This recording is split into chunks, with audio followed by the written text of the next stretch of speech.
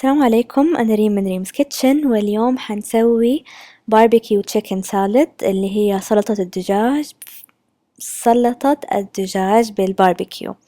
لي فترة، آه يعني يعني سنة اشتريت باربيكيو صوص طيب. ويا الله طعمه مرة لذيذ.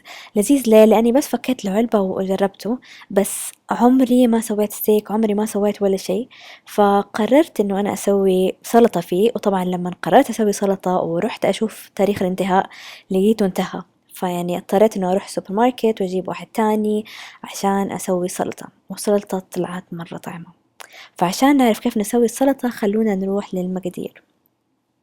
هنحتاج صدور دجاج وخس وطماطم وفاصوليا حمراء وذرة وجبنة تشيدر صفرة وتورتيا شيبس، هذه اللي تيجي في كيس، حسوي لكم هو وهحط لكم هو في البلوج، وبصل أخضر وتوم وزيت زيتون ودريسنج رانش حق السلطة وباربيكيو صوص وصويا صوص الخفيف اللي مالح، وآخر شي فلفل أسود.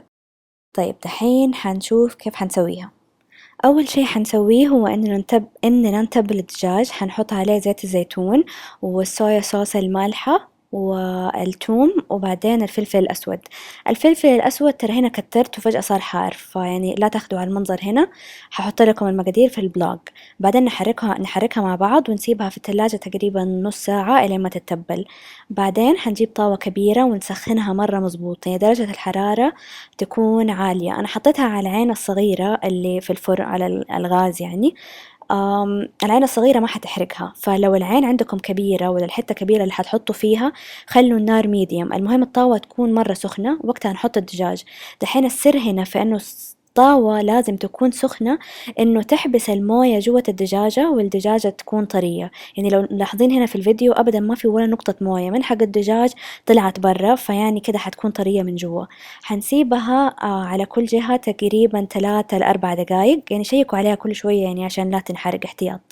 بعدين بعد ما نخلص نطبخها حنشيلها ونحطها على جنب، ويعني تقريبا 10 دقايق بعدين نبدأ نقطعها. دحين ليش نسيبها على جنب؟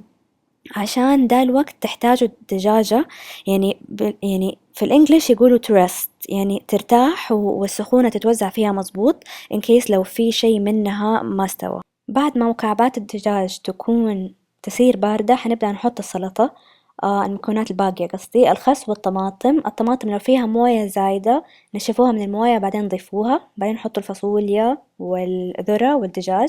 بعدين آخر شي وقت التقديم بس حنحط التورتيا شيبس، لأنه لو حطيناها من بدري حتمتص كل الموية حق السلطة وبعدين تفشفش وتصير كده زي عجينة وما حتطلع لذيذة.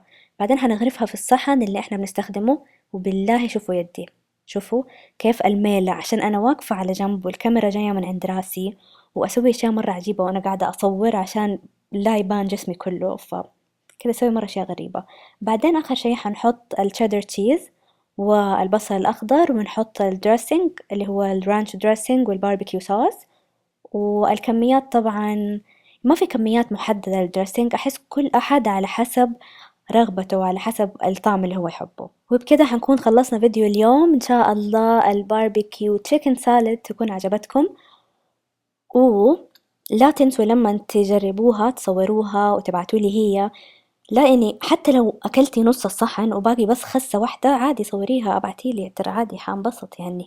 الله الله بالصور دي المرة، ترى زمان عنكم وحشتوني وانكرفت كرف يعني لا أقول لكم. ف يعني أستاهل صح؟ قولوا لي أستاهل، حقيقي أنا أستاهل. أشوفكم في فيديو تاني قريب إن شاء الله، وبالعافية ومع السلامة.